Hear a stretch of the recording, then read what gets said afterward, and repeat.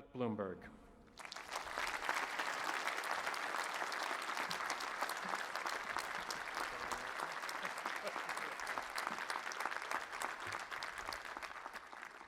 Well, good morning, everyone. Bob, thank you for that nice introduction. And hello, graduates and fellow engineers. As the chairman said, I majored in electrical engineering, so I know what you are all thinking. It's a shame he was never able to put his degree to good use. I thought that was funnier than you did, actually. Let me start with the most important message that I can deliver today. Congratulations to the distinguished graduates of the great class of 2019.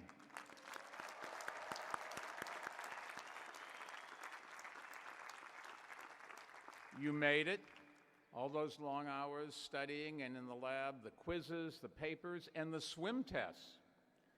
It was all for today. Well, that and the brass rat. Even though I went to a school up the river, for today's address, I wanted to feel what it was like to be a student here at MIT. So on my way over here, I walked through the infinite corridor and elbowed my way through 100 tourists.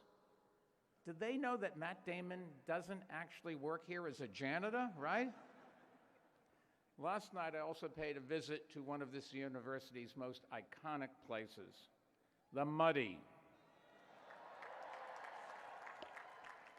I told the graduates there that I had some good news and some bad news. The bad news was I won't be repaying your entire class's student loans, sorry. But I told them the good news was I would be picking up the tab for the next round of drinks. That seemed to help matters. As excited as all of you are today, there's another group here that is beaming with pride and that deserves a big round of applause. Your parents and your families.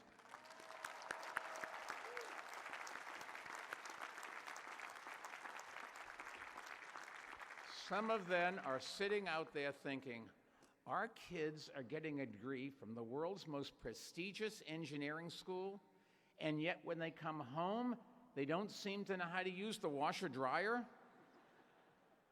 You've been very lucky, seriously, to study at a place that attracts some of the brightest minds in the world. And during your time here, MIT has extended its tradition of groundbreaking research and innovation. Most of you were here when LIGO proved that Einstein was right about gravitational waves. Something that I, as a Johns Hopkins engineering graduate, claimed all along. And just this spring, MIT scientists and astronomers helped to capture the first ever image of a black hole. Those really are incredible accomplishments for MIT, and they are especially incredible when you consider that the Wi-Fi barely works here. For God's sakes, how many PhDs does it take to plug in a router? But really, all of you are a part of an amazing institution that has proven time and time again that human knowledge and achievement is limitless. In fact, this is the place that proved moonshots are worth taking. 50 years ago this month, or next month, I guess it is, the Apollo 11 lunar module touched down on the moon.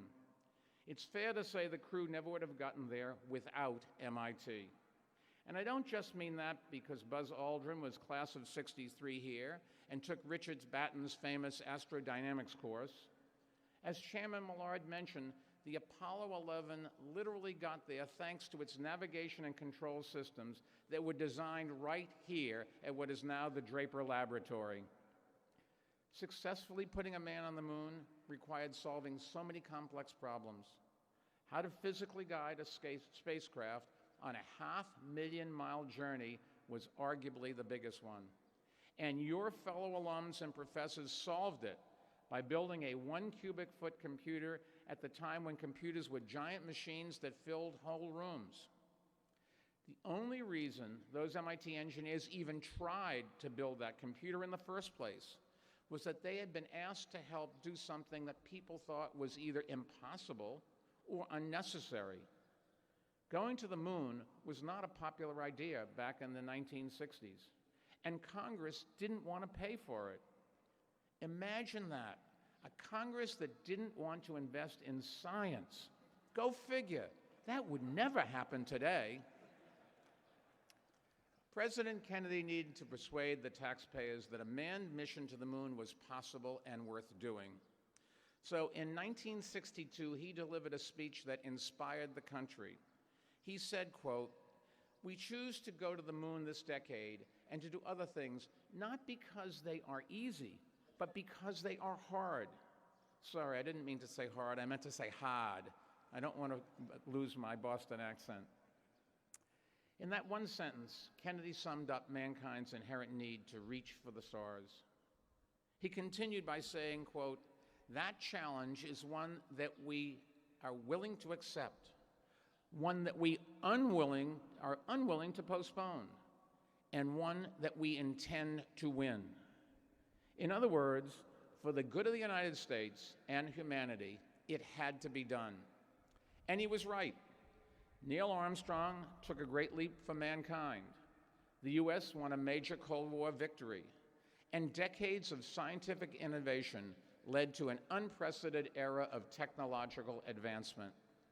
The inventions that emerged from the moonshot changed the world: satellite television, computer microchips, CAT scan machines, and many other things that we now take for granted, even video game joysticks.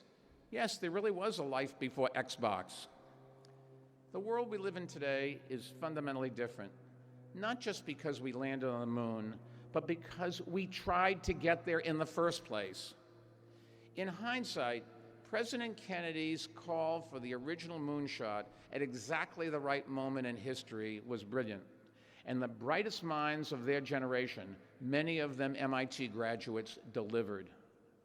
Today, I believe that we're living in a similar moment. And once again, we'll be counting on MIT graduates, all of you, to lead us. But this time, our most important and pressing mission, your generation's mission, is not to explore deep space and reach faraway places. It is to save our own planet, the one that we're living on, from climate change. And unlike 1962, the primary challenge before you is not scientific or technological. It is political. The fact is, we've already pioneered the technology to tackle climate change. We know how to power buildings using sun and wind. We know how to power vehicles using batteries charged with renewable energy. We know how to power factories and industries using hydrogen and fuel cells. And we know that these innovations don't require us to sacrifice financially or economically, just the opposite. These investments, on balance, create jobs and save money.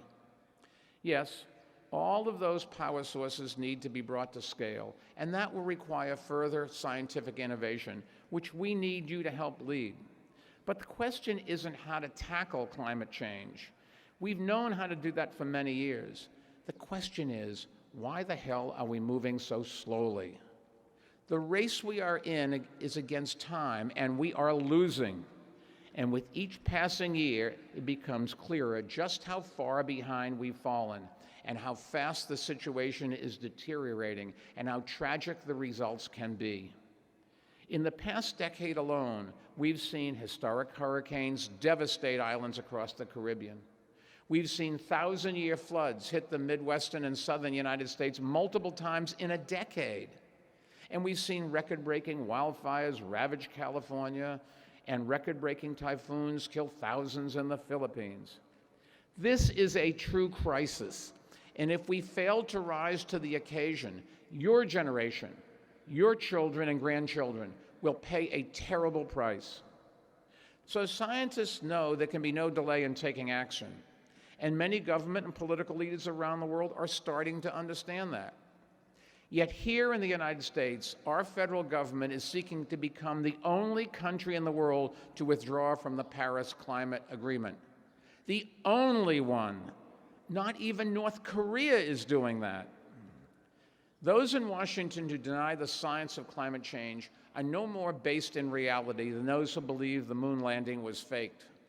And while the moon landing conspiracy theorists are relegated to the paranoid corners of talk radio, climate skeptics occupy the highest positions of power in the United States government. Now, in the administration's defense, climate change, they say, is only a theory. Yeah, like gravity is only a theory. People can ignore gravity at their own risk, at least until they hit the ground. But when they ignore the climate crisis, they are not only putting themselves at risk, they are putting all humanity at risk. Instead of challenging Americans to believe in our ability to master the universe, as President Kennedy did, the current administration is pandering to the skeptics who in the 1960s looked at the space program and only saw short-term costs and long-term benefits. President Kennedy's era earned the nickname the Greatest Generation, not only because they persevered through the Great Depression and won the Second World War. They earned it because of determination to rise, to pioneer, to innovate, and to fulfill the promise of American freedom. They dreamed in moonshots. They reached for the stars. And they began to redeem through the civil rights movement the failures of the past. They set the standard for leadership and service to our nation's ideals. Now, your generation has the opportunity to join them in the history books. The challenge that lies before you, stopping climate change, is unlike any other ever faced by humankind. The stakes could not be higher. If left unchecked, the climate change crisis threatens to destroy oceanic life that feeds so many people on this planet. It threatens to breed war by spreading drought and hunger. It threatens to sink coastal communities, devastate farms and businesses, and spread disease. Now, some people say we should leave it in God's hands, but most religious leaders, I'm happy to say, disagree. After all, where in the Bible, or the Torah, or the Quran, or any other book about faith or philosophy does it teach that we should do things that make floods and fires and plagues more severe? I must have missed that day in religion class. Today, most Americans in both parties accept that human activity is driving the climate crisis, and they want government to take action. Over the past 2 months, there's been a healthy debate, mostly within the Democratic Party, over what those actions should be, and that's great. In the years ahead, we need to build consensus around comprehensive and ambitious federal policies that the next Congress should pass. But everyone who is concerned about the climate crisis should also be able to agree on two realities. The first one is, given opposition in the Senate and White House, there is virtually no chance of passing such policies before 2021. And the second reality is, we can't wait to act. We can't put this mission off any longer. Mother Nature does not wait on the election calendar, and neither can we.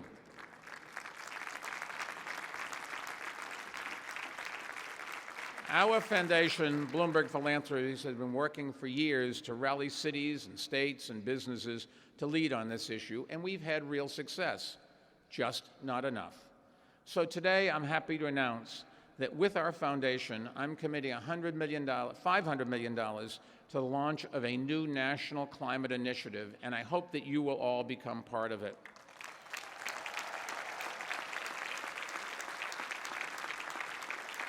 We are calling it Beyond Carbon. The last one was Beyond Coal. This is Beyond Carbon because we have greater goals. Our goal is to move the U.S. towards a 100% cleaner energy economy as expeditiously as possible and begin that process right now. We intend to succeed not by sacrificing things we need, but by investing in things we want. The more good jobs, cleaner air and water, cheaper power, more transportation options, and less congested roads that we can get. To do it, we will defeat in the courts the EPA's attempt to roll back regulations that reduce carbon pollution and protect our air and water. But most of our battles will take place outside of Washington. We're going to take the fight to the cities and states and directly to the people. And the fight will take place on 4 main fronts. First, we will push states and utilities to phase out every last U.S. coal-fired power plant by 2030, just 11 years from now. Politicians keep making promises about climate change mitigation by the year 2050, hypocritically after they're long gone and no one can hold them accountable. Meanwhile, the science keeps moving the possible inflection point of irreversible global warming closer and closer. We have to set goals for the near term, and we have to hold our elected officials accountable for meeting them. We know that closing every last U.S. coal-fired power plant over the next years is achievable because we're already more than halfway there. Through a partnership between Bloomberg Philanthropies and the Sierra Club, we've shut down 289 coal-fired power plants since 2011. And that includes 51 that we have retired since the 2016 presidential election, despite all the bluster from the White House. As a matter of fact, since Trump got elected, the rate of closure has gone up. Second, we will work to stop the construction of new gas plants. By the time they are built, they will be out of date because renewable energy will be cheaper. Cities like Los Angeles are already stopping new gas plant construction in favor of renewable energy. And states like New Mexico and Washington and Hawaii and California are working to convert their electric system to 100% clean energy. We don't want to replace one fossil fuel with another. We want to build a clean energy economy, and we will push more states to do that. Third, we will support our most powerful allies, governors, mayors, and legislators in their pursuit of ambitious policies and laws. And we will empower the grassroots army of activists and environmental groups that are currently driving progress state by state. Together, we will push for new incentives and mandates that increase renewable power, pollution-free buildings, waste-free energy, access to mass transit, and sales of electric vehicles, which are now turning the combustion engine and all of its pollution into a relic of the Industrial Revolution. Fourth and finally, we will get deeply involved in elections across the country because climate change is now first and foremost a political problem, not a scientific quandary or even a technological puzzle. Now, I know that as scientists and engineers, politics can be a dirty word. I'm an engineer, I get it, but I'm also a realist. So I have 3 words for you. Get over it. At least for the foreseeable future, winning the battle against climate change will depend less on scientific advancement and more on political activism. And that's why Beyond Carbon includes political spending that will mobilize voters to go to the polls and support candidates who actually are taking action on something that could end life on Earth as we know it.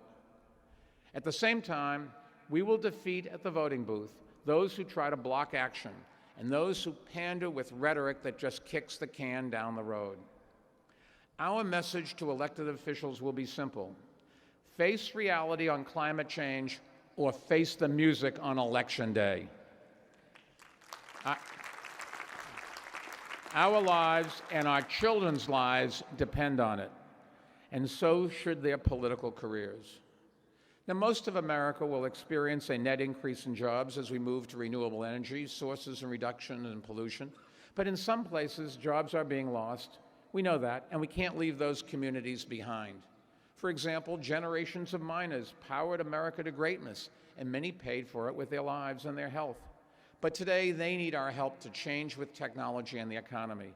And while it is up to the federal government to make those investments, Beyond Carbon will continue our foundation's work to show that progress really is possible. So it certainly does deserve a round of applause. So we will support local organizations in Appalachia and the Western Mountain States and work to spur economic growth and retrain workers for jobs in growing industries. Taken together, these 4 elements of Beyond Carbon will be the largest coordinated assault on the climate crisis that our country has ever undertaken. We will work to empower and expand the volunteers and activists fighting these battles, community by community, state by state. It's a process that our foundation and I have proved can succeed. After all, this isn't the first time we've done an end run around Washington. A decade ago, no one would have believed that we could take on the coal industry and close half of all U.S. plants, but we have. A decade ago, no one would have believed we could take on the NRA and pass stronger gun safety laws in states like Florida, Colorado, and Nevada, but we have. 2 decades ago, no one would have believed that we could take on the tobacco industry and spread New York City's smoking ban to most of America and to countries around the world, but we have. And now we will take on the fossil fuel industry to accelerate the transition to a clean energy economy. I believe we will succeed again, but only if one thing happens, and that is you have to help lead the way by raising your voices, by joining an advocacy group, by knocking on doors, by calling your elected officials, by voting, and getting your friends and family to join you. Back in the 1960s, when scientists here at MIT were racing to the moon, there was a popular saying that went, if you're not part of the solution, you're part of the problem. Today, Washington is a very, very big part of the problem. And we have to be part of the solution through political activism that puts the screws to our elected officials. Let me reiterate, this has gone from a scientific challenge to a political one. And it's time for all of us to recognize that climate change is the challenge of our time. As President Kennedy said 57 years ago on the moon mission, we are willing to accept this challenge. We are unwilling to postpone it, and we intend to win it. We must again do what is hard. Damn it, I meant to say hard. Graduates, we need your minds and your creativity to achieve a clean energy future. But that's not all. We need your voices, we need your votes, and we need you to help lead us where Washington will not. It may be a moonshot, but it's the only shot we've got. As you leave this campus, I hope you will carry with you the MIT's tradition of taking and making moonshots. Be ambitious in every facet of your life, and don't ever let something stop you because people say it's impossible. Let those words inspire you. Because just as trying to make the impossible possible can lead to achievements you've never dreamed of, and sometimes you actually do land on the moon. So tonight, have one more beer at the Muddy, and tomorrow start working on the mission that, if you succeed, will lead the whole world to call you the greatest generation too. Thank you and congratulations.